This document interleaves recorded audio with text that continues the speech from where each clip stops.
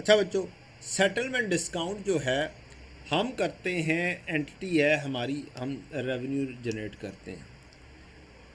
हमने कहा कि रिसीवेबल डेबिट और रेवेन्यू क्रेडिट से 100 रुपये से।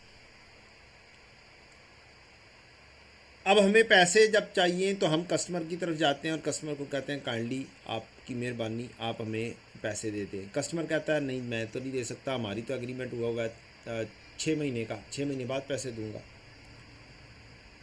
तो दो तरीके कार हो सकते हैं। एक तरीका कार हो सकता है कि जी आप पहले से ही कस्टमर को कहें कि भाई तुम्हें डिस्काउंट मिलेगा अगर तुम जल्दी पेमेंट कर दोगे तो। और दूसरा तरीका कार ये है कि जी आप बाद में कह रहे हो, कोई ऐसी प्रॉब्लम वाली बात नहीं है, दोनों में ट्रीटमेंट तो सेम ही होना है, मोर और लेस सेम होना है, लेकिन डिपेंड करता है कस्टमर की एक्सपेक्टेशन के।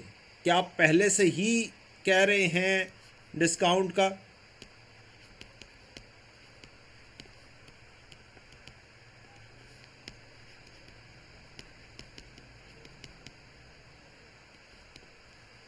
और आप बाद में डिस्काउंट ऑफर करते हैं।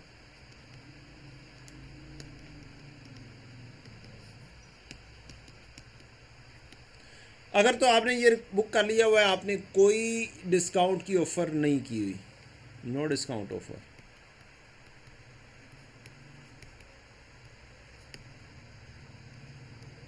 बस एक टारगेट टाइम से आप पहले पैसे चाह रहे हैं और वो पैसे दे देता है।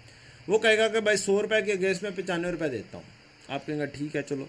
अब एक्सेप्टेंस की बात है, आपके पास बैंक में पैसा आ जाएगा, बैंक डेबिट, रिसीवेबल आपको पूरे का पूरा क्रेडिट करना है। बैंक में पैसा आएगा 95। अब इस 5 को, इस 5 को क्या किया जाए। पुराने ज़माने के अंदर इसको डिस्काउंट अलाउड कहा जाता था और इसको एक्सपेंस में लिख दिया जाता था। अब के ज़माने में इसे एक्सपेंस में नहीं लिखा जाएगा, इसको आप डिस्काउंट अलाउड कह भी दें तो ये सेल्स में नेट ऑफ होगा या रेवेन्यू को डायरेक्टली डेबिट हो जाएगा।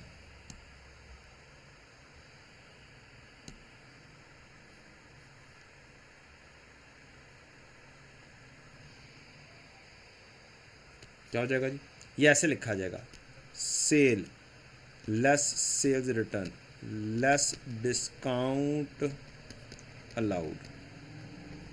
सेल्स 100 की, डिस्काउंट आउट 5 का, मेरी एक्चुअल में सेल्स 95 की हुई है। या तो ऐसे होगा, या अगर मैं लेजर ही कर देता हूँ,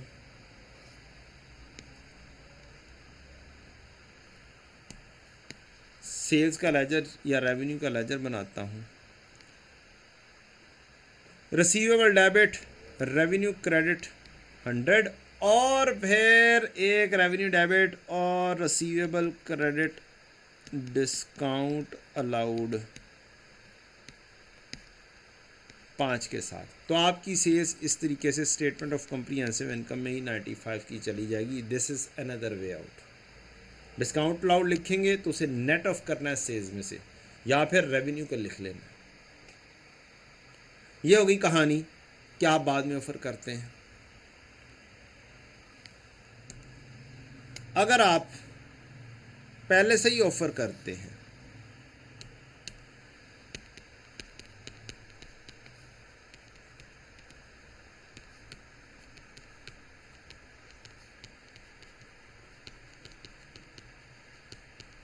फॉर एग्जाम्पल आपने सेल की ऑन क्रेडिट ₹100 की, 100 नहीं मैं लिखता, कोई और वैल्यू ले लेता हूँ, ₹5000 ले लेते हैं जी, राउंडिंग ऑफ ना हो। इसके साथ एक टर्म्स लिखते हैं आप कहते हैं 4/10 n/30। अब ये क्या कहानी है जी, इसमें कहानी ये है कि ये टर्म्स हैं, ये क्रेडिट टर्म्स लिखने का तरीकाकार है। इस लाइन का मतलब ये है कि आपका नॉर्मल क्रेडिट टर्म 30 डेज है, n/30 का मतलब है normal credit time is 30 days। और 4/10 का मतलब है 4% discount if payment made is within 10 days of sales. अगर 10 दिन के अंदर अंदर पेमेंट कर देते हैं तो आपको 4% डिस्काउंट। एज्यूमिंग ये सेल जो हुई है ये हुई है 15 जनवरी 2000x3 को, 2023 2033 जो मर्जी साल लगा लें या 2013 लगा लें, 15 जनवरी को ये सेल हुई है और 10 दिन इसके बनेंगे 24 या 25 तारीख तक। अब यहाँ पर सिचुएशन 1 है, उस सिचुएशन के मुताबिक एंट्री होगी। Situation 1, company expect that customer will avail discount. अगर मेरी एक्सपेक्टेशन है कि कस्टमर डिस्काउंट अवेल कर लेगा तो मेरी एंट्री 15 जनवरी 2000x3 को होगी। रिसीवेबल डेबिट और रेवेन्यू क्रेडिट, लेकिन ये होगी 5000 ज़रब इंटू 1 माइनस 0.04 डिस्काउंटेड वैल्यू के साथ आप करेंगे। 5000 इंटू 0.96, 4800 रुपये की मैं सेल ही रिकॉर्ड करूंगा, 4800 रुपये की। अब अगली सिचुएशन आती है कि जनाब अगर ये सेल तो रिकॉर्ड कर दी है, अगर वो पैसे टाइमली नहीं देगा तो फिर क्या होगा, और अगर टाइमली दे देगा तो क्या होगा। अब आगे वंस अगेन 2 सिचुएशंस क्रिएट होंगी।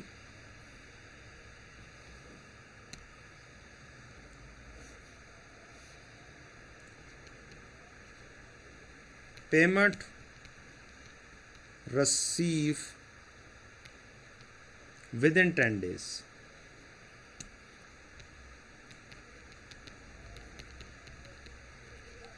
और दूसरी पेमेंट रिसीव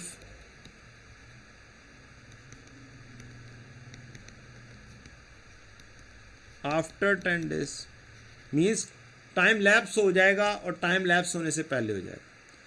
अगर से मैं कहता हूं कि 23 जनवरी 20x3 को पेमेंट रिसीव होगी, यानी कि 10 दिन के अंदर अंदर, तो मेरे पास बैंक में पैसा आएगा, बैंक डेबिट रिसीवेबल क्रेडिट। अब मुझे जो मसले मसाइल थे यहाँ पर कि मैं रेवेन्यू को नेट ऑफ करूँ, वो नेट ऑफ करने की ज़रूरत ही नहीं पड़ी है, टेंशन ही नहीं हुई है। मैंने 4800 बुक किया था, 4800 आ गया, वो खुद नेट ऑफ हो गया। ऑन अदर हैंड पेमेंट 25 तारीख तक रिसीव नहीं हुई और उसने पूरा क्रेडिट पीरियड एंजॉय करना है फिर डेफिनेटली। अब उसने 10 दिन में तो नहीं देना, अब तो उसने 15 दिन बाद तो नहीं देगा, वो तो कहेगा कि भाई पैसे तो 30 दिन बाद ही दूंगा, मैं क्यों पहले से पैसे दे दूं जब क्रेडिट टर्म्स ही 30 डेज़ है। तो वह 30 डेज़ तक का इंतज़ार करेगा और 30 डेज़ बाद पेमेंट करेगा, मीन्स वो 15 फरवरी को पेमेंट जाके कर रहा होगा। अगर 15 फरवरी 20x3 को पेमेंट होती है, मीन्स आफ्टर 30 डेज़, जो नॉर्मल क्रेडिट टर्म है उसके मुताबिक। तो बैंक में पैसा इसके अब लेना कितना है, लेना है इसने अब 5000। दरमियान में भी एक एंट्री पास कर सकता है, वो एक एंट्री पास कर सकता है। 2 तरीके से ये वाली एंट्री हो सकती है। लेना है अब 5000, रेवेन्यू 200 का कम लिखा हुआ है, वो रेवेन्यू लिख दे और लिख दे रिसीवेबल 4800 का।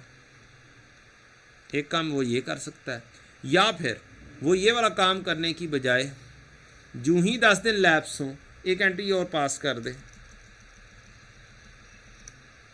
जूँ ही 10 दिन पूरे हों वो 25 तारीख को पास कर दे। वो ज़्यादा अच्छी ट्रीटमेंट है कि 25 जनवरी X3 को टाइम लैप्स हो गया 10 दिन, अब एक और बुकिंग कर दे रिसीवेबल डेबिट और रेवेन्यू क्रेडिट 200 के साथ।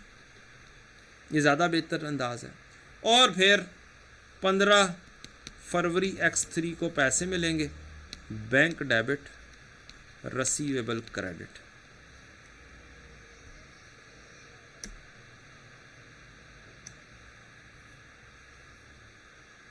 अब पैसे 5000 लेने हैं, अब कम नहीं लेने, अब 5000 हो भी चुके हुए हैं, तो ये 5000 कर दें। ये ज़्यादा बेहतर अच्छा अंदाज़ है कि जो ही 10 दिन पूरे हुए डिस्काउंट की ऑफ़र ख़त्म, डिस्काउंट की ऑफ़र ख़त्म हुई तो हमने ये वाली एंट्री पास कर दी एज डिस्काउंट ऑफ़र एंडेड। याद रहे हमारा पहले सिचुएशन ये थी कि company expect that customer will avail discount. ये सिचुएशन थी जिसके अंदर हमने 4800 की एंट्री की थी, नेट एंट्री की थी। तो 15 जनवरी 10 दिन गुजरने के ऊपर मैंने एक और एंट्री पास कर दी, और फिर मैंने जब पैसे आए तो बैंक डेबिट और रिसीवेबल क्रेडिट कर दिया। Second situation,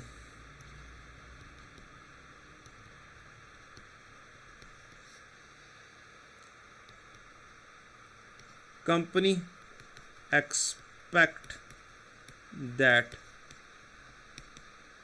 customer will not avail discount offer. Customer avail नहीं करेगा डिस्काउंट ऑफर। अब क्या करें? अब 15 जनवरी X3 को जब आपने रेवेन्यू रिकॉर्ड करना है तो फिर आप रिसीवेबल डेबिट और रेवेन्यू क्या करेंगे? क्रेडिट करेंगे, और अपनी ओरिजिनल वैल्यू से 5000 ही करेंगे। अब वंस अगेन सिचुएशन क्रिएट हो सकती है कि कस्टमर अवेल कर ले डिस्काउंट और कस्टमर अवेल ना करे डिस्काउंट।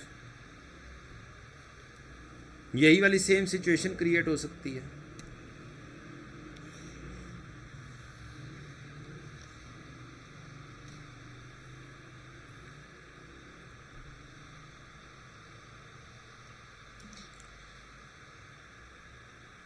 अब अगर उसने रिसीव कर दिया 10 दिन के अंदर अंदर तो होगा क्या?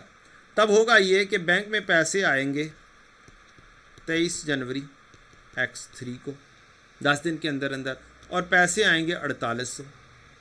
रिसीवेबल मेरा स्टैंड कर रहा है 5000, और फिर मैं कर दूंगा अपने रेवेन्यू को कम, रेवेन्यू डेबिट कर दूंगा 200 से, कहानी ख़त्म हो जाएगी। या डिस्काउंट लाउड डेबिट करूं और बाद में नेटिंग ऑफ करूं, तो बेहतर है कि हम डिस्काउंट लाउड को वैसे ही चलता करते हैं। साइड पे करो, चलो निकलो, हमने सीधे सीधे से चक्कर में रहना है। लेकिन ऑप्शन पता होनी चाहिए आपको। लेकिन अगर आपको करने के लिए कह दे तो फिर हम अपने लिए आसानी एक ही रखेंगे कि रेवेन्यू को ही डेबिट कर देंगे, कहानी ख़त्म हो जाएगी। पैसे पूरे हो गए, कहानी ख़त्म, पैसे आ गए, रेवेन्यू मेरा 4800 के ऊपर चला गया। पहले 5000 का लिखा था, अब 200 का कम हो गया, 4800 पे कहानी चली गई। ऑन अदर हैंड अगर पेमेंट 15 दिन में 10 दिन में नहीं आती तो ना आए, हम तो पहले ही एक्सपेक्ट कर रहे थे कि ये आएगी जाके 30 दिन बाद 15 फरवरी X3 को।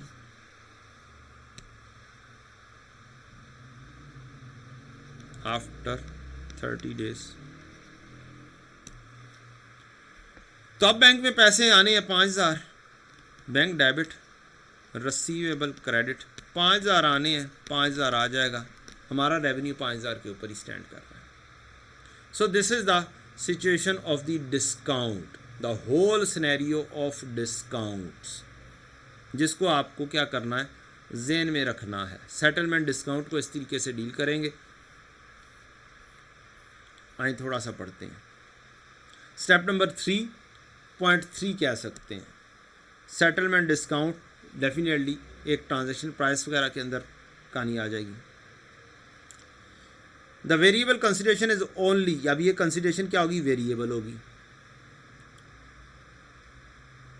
Is only included in the transaction price if and to the extent that it is highly probable that its inclusion will not result in a significant revenue reversal, हमें significant revenue reversal ना करनी पड़े in future when the uncertainty has been subsequently resolved.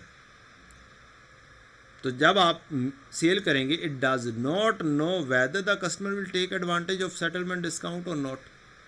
अगर हमने पहले से ही offer दे दी है तो जो ही सेल हुई, बाज़ औक़ात कस्टमरी प्रैक्टिस ये होती है कि जी आप पहले से ही ऑफ़र दे रहे होते हैं कि जनाब ऑफ़र ये है कि अगर आप डिस्काउंट अवेल करेंगे तो आपको क्या हो जाएगा, क्या नाम है, इतने दिनों में पेमेंट कर देंगे तो डिस्काउंट ऑफर हो जाएगा। ये क्यों की जाती है? ये इस वजह से की जाती है कि आपके पास कैश फ्लो जल्दी जल्दी जनरेट हो और आपको अपने बिजनेस के लिए किसी बाहर दूसरी कंपनी के पास लोन लेने के लिए ना जाना पड़े। तो अब इसको कैसे डील किया जाना है? Deal in following ways. Record revenue for the full amount if the customer not expected to pay early. Record revenue at full amount if not expected to pay early. अगली सिचुएशन, दो situation है। अगर वो early पे नहीं करता तो ठीक है, बस जितने पैसे आने थे पूरी अमाउंट रिकवर हो गई ड्यू डेट के ऊपर। अगर वो अर्ली पे कर देता है तो recognise reduction in revenue by the amount of discount. तो हम क्या करेंगे, रेवेन्यू को कम कर देंगे, जैसे कि हमने ये किया, रेवेन्यू को प्लस कर दिया।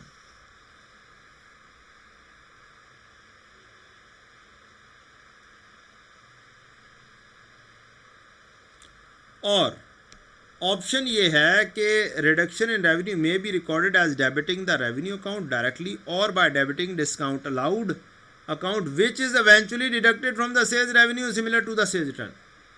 वो मैं पहले से बता चुका हूं आपको, settlement discount less discount allowed करेंगे आप। दूसरी सिचुएशन, अगर आप फुल अमाउंट पे नहीं करते हैं, आपको फुल अमाउंट पर करनी ही नहीं है, मतलब ये कि फुल अमाउंट पे क्यों करें,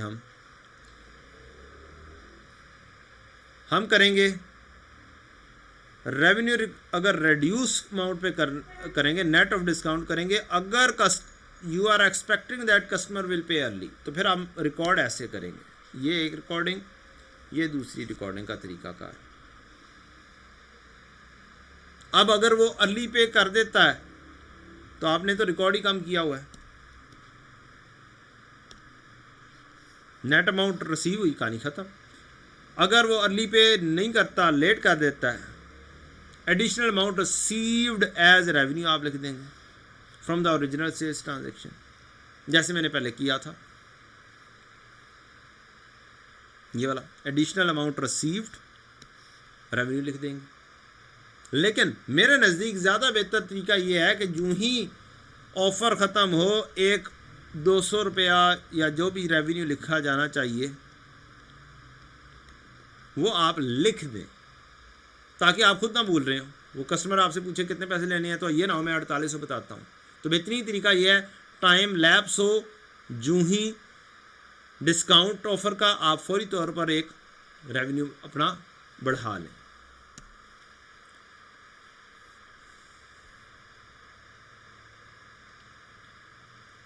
So this is the way out that you should deal.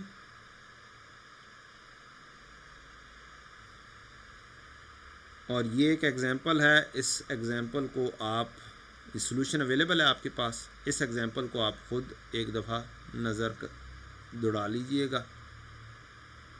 ये बिल्कुल इसी पैटर्न के ऊपर होगी जिस पैटर्न के ऊपर आपको मैंने भी करवाया है।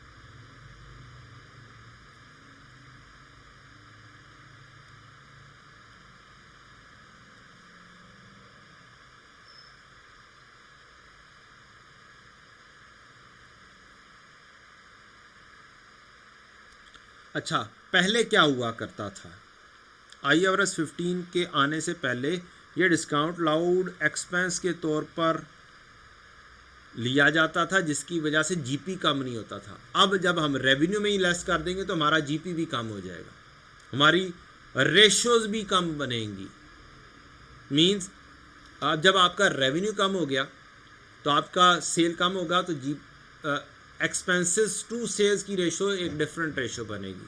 Cost of sales to GP cost of sales to revenue ratio एक डिफरेंट रेशो बन जाएगी। तो ये है छोटा सा क्वेश्चन, इसको आप क्या कर लीजिएगा, सॉल्व कर लीजिएगा।